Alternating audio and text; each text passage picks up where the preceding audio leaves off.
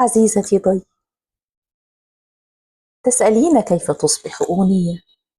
يا إلهي، قد تستطيل الإجابة فلا يسعها حبر ولا ورق، فكيف أحصرها في حروف معدودة؟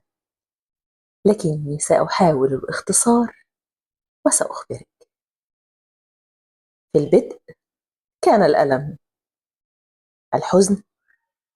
يبدو أنه قدر الجمال أن يولد من رحم الحزن. يكشف الحزن حجب عالمنا المادي عن قلبي، فينكشف جماله المخبوء في كل ركن.